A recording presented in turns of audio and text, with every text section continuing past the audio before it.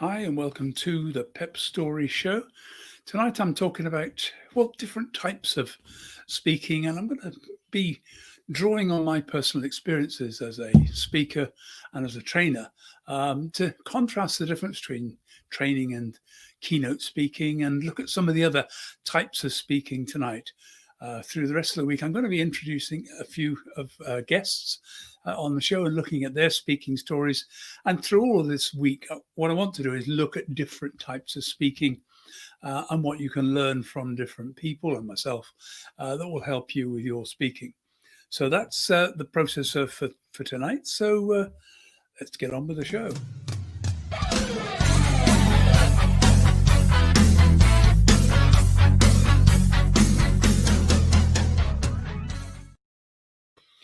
So we're looking at not looking at audience engagement. We're looking at the our purpose, experience, passion, performance, and story.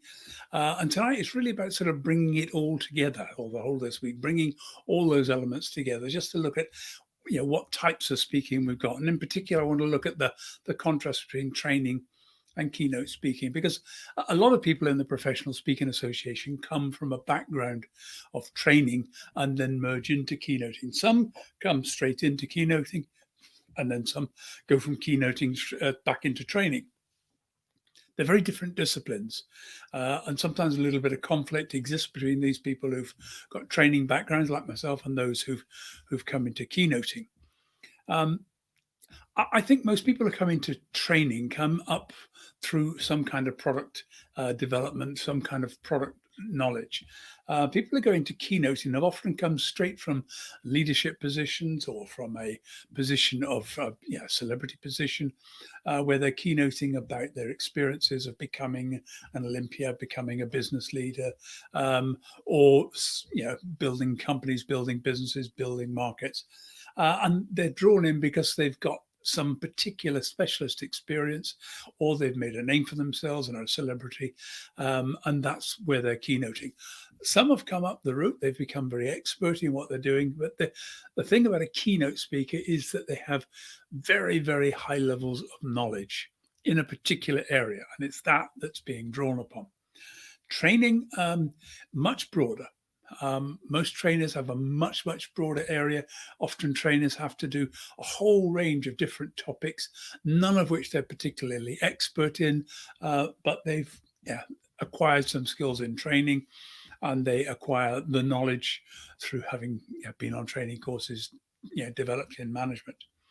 So let's just have a look. I started out in the insurance industry. Uh, Quite by accident. I'd been to Butlins, had a season at Butlins. I was 19 years old, wanted to get away from home, and basically went to London, stayed with a friend for a while, and they said, "You should get a job." So I looked around at a few places, and the insurance industry was offering jobs.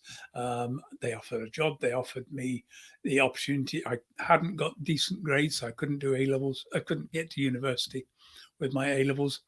I had three A levels, but they just weren't good enough. But from an employer's point of view, they weren't really interested in the grades. If you had A levels, that was it. You got in at a certain level. It defined the salary you started at. And it meant I could start taking professional qualifications. And they were offering to give me a pay rise every time I passed an exam. Well, I was actually quite good at passing exams, maybe not getting the grades, but at least I could get through. So I joined the insurance industry. I had planned to go into acting, but I couldn't get into acting college. And to be honest, I think going to London to become an actor and getting it, I would have had to live a fairly frugal life. It was frugal enough, even with a job. So I got into the insurance industry, and in particular, I got into a mortgages department. So I was approving people's mortgages for first time buyers often, and we offered 100% mortgages. So it was quite popular. And that was what I learned. So I spent quite a few years and developing that. After I did a bit of time in pensions, and then I got another job in the mid 70s working at a company which had sort of merged its training and marketing functions. Marketing was still very new then as a discipline. It was quite new. It had sort of emerged out of America, and everybody was sort of thinking, well, we ought to do some sort of marketing. and marketing generally meant, oh, well, let's get some brochures. And so I got involved I was quite good at writing. I just done an English A level, so I could write quite well. And so I was writing technical manuals and training manuals and helping out on a training course. I didn't have any sales experience or anything, and this was a sales organization. This was I was supporting the sales operation of an insurance company selling life insurance. But I was developing training manuals, training materials, sending stuff out so that the salespeople could do their job better. And that was my job. And from writing that, wanted to get on to doing some training. I quite like the idea of speaking. Now, I had acting training at college, so I was really already raring to go for this. But the company was very, very clear. If you're going to speak about sales, you have to have been in sales. You have to earn the right to speak. I hadn't been in sales. So they weren't going to let me speak about or train salespeople on anything to do with sales. That all had to be done with people who had a track record in sales. What they would let me do was the technical training. I could train on mortgages. So that was my first speaking engagement. My first ever speaking engagement. I'd spent, oh God, weeks, months, I think, preparing a 30-minute presentation on how mortgages works. I had lots of overhead. This was in the 70s, so not really working with slides then. You could do slides, but they were very expensive to operate. So we did mostly overhead projector slides. An overhead projector with acetates on, and I produced all these diagrams and got the graphic designer who was in the same department as me to help me put some slides with different overlays and things so I could actually demonstrate and show how a mortgage worked, how a repayment mortgage and down payment, all these different types of mortgages, so that the salespeople understood what they were selling when they were out dealing with their clients. And it worked very well. And I started to develop a really good skill over that time of being able to take something that was quite technical and turn it into something that was actually very understandable by somebody who didn't have the technical knowledge. By this time, I had the equivalent of a degree in insurance. I was a fellow of the Chartered Insurance Institute. But I really wanted to get into the sales training bit because that was the fun bit. That was which was going to be much more exciting. But I had no sales experience. So that all came about. How did I get it? It came about because basically I bought a house. I got married, had a child, and I needed money. And basically, everybody lent me all sorts of things. I'd lent me, money for carpets and all the things you need for a house was on credit. And suddenly, I found I couldn't pay it. So I got a job driving a taxi for a while until I had a bit of an accident with the taxi. And that day, I thought, oh, what am I going to do? And I came across in the newspaper a job, multi-level marketing. And it was selling cookware. And the way that the cookware was sold was that I had to go into someone's house, get an appointment, go into someone's house, demonstrate by cooking them and their friends a meal, and then go back and try and sell the cookware. Well, it turned out that I was pretty good at product demonstrations. Back to this whole thing of speaking, because I was doing the speaking and it was really, really good. I could demonstrate, and that actually I learned about getting some banter, audience engagement, all those tools and skills I've been talking about over the past couple of weeks. I learned a lot of them just selling this cookware. I was taught by people who knew what they were doing. There was a script to follow, but I was really good at once you got the script and memorized it and worked it. And it wasn't like a memorized script; it was a process. And once I got it, I could engage with people, lots of good jokes and humor into it. And I was quite good at cooking. So it turned, well, actually, you didn't need to be good at cooking. This cookware cooked itself. It was so good. Miracle Made, it was called. Not available anymore, but it was fabulous, fabulous cookware. And it really, really went very well. And then, as a result of that, the company I worked for said, "Oh, look, why don't you go and help manage our branch?" So I became an associate manager in the branch. I started managing salespeople, and then I started going out. I was training in the branch, doing sales training, and actually having to go do it as well and do some sales. And all of that led to me then getting a job as a sales training manager with a new company. But now, all of a sudden, I was in management. I was now beginning to start getting involved in developing products. And, and because I was good at training and was good at speaking, and I developed this skill of product presentations from the, a couple of years selling cookware part time. Um, I actually started to develop some skills and I began to realize the difference. Suddenly I was asked to launch a product, 10-minute presentation at a huge, company-wide meeting. All the salespeople from all around the country came in, and my job was to get up on stage in 10 minutes and launch the product. Well, I had to completely change everything because where I had been working on doing 2 or 3 days, 5 days of training, this is the thing about training is that it's not, I can make sure you learn a skill.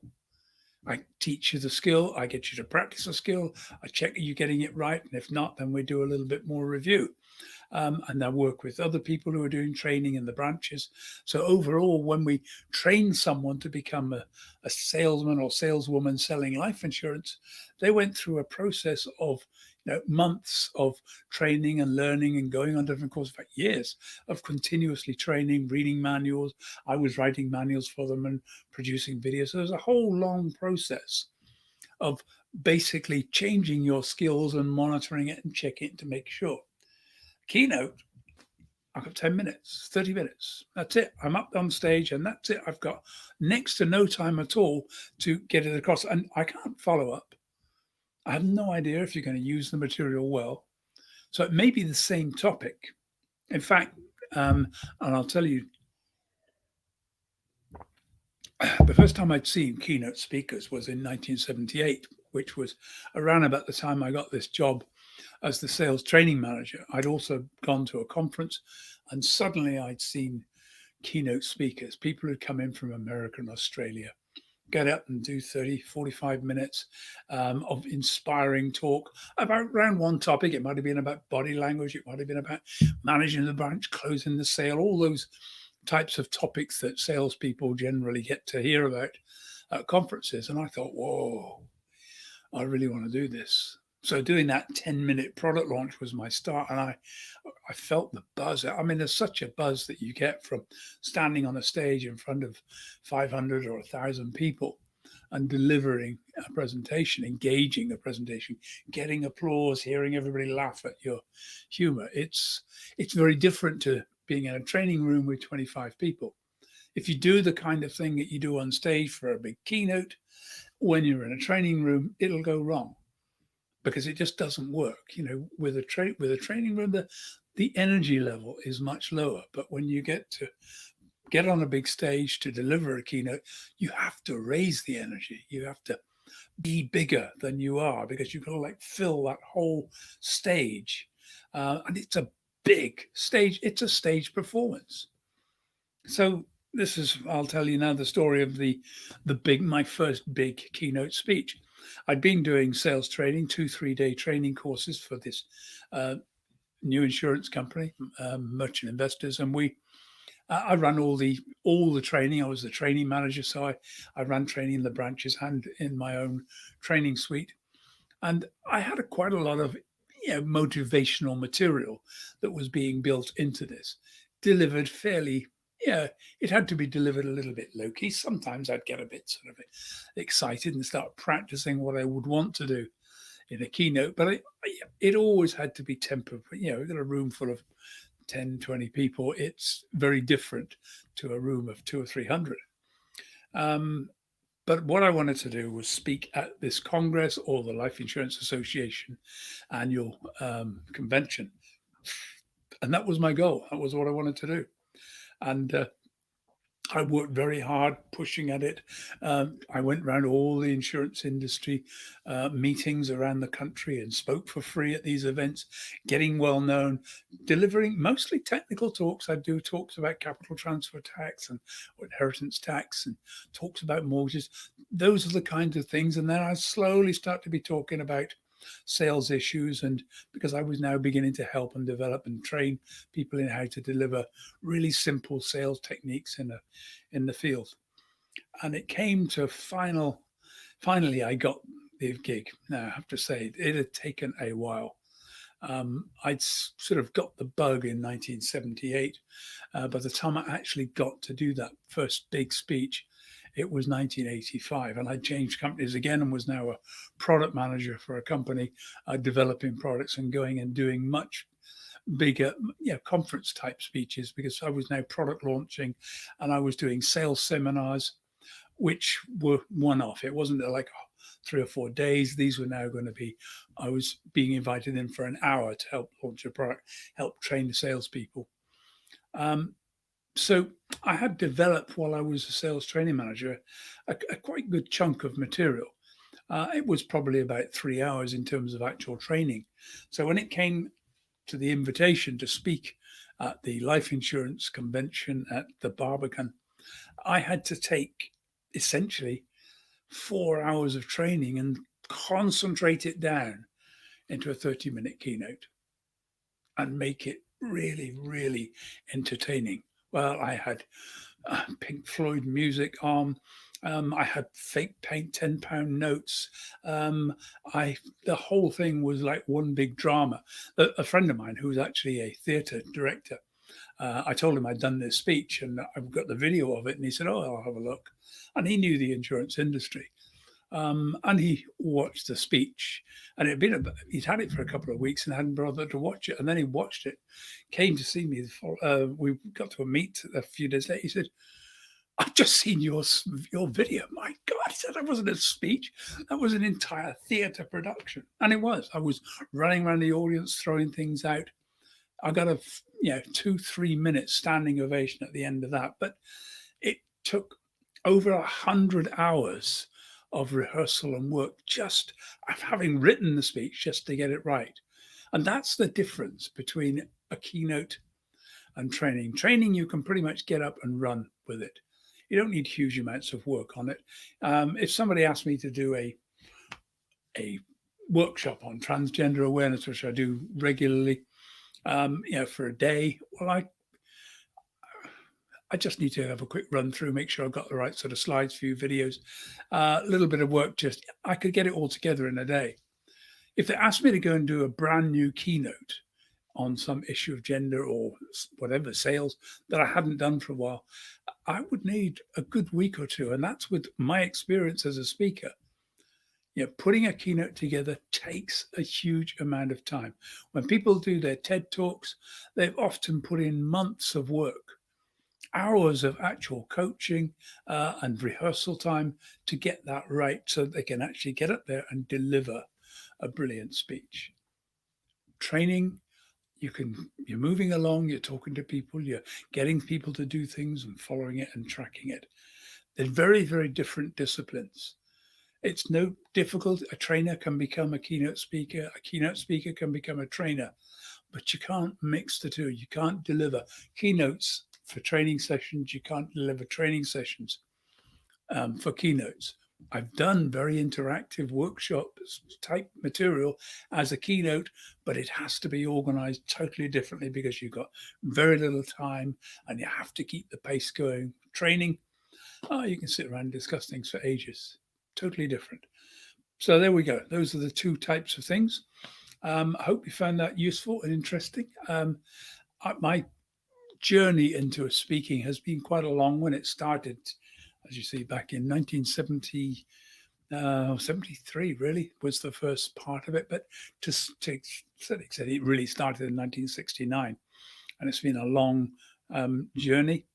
If you'd like some coaching on how to improve your speech, get a keynote together, get a TEDx talk together, get some training material together, then just drop me a line, ricky@rickyarundel.com, and we'll organize a 30-minute introductory session, completely free, no charge for that, no obligation. See how you like working with me. Come back tomorrow, day 26. I look forward to seeing you there. And let's see where we are. Yep, good. Take care. I will see you tomorrow.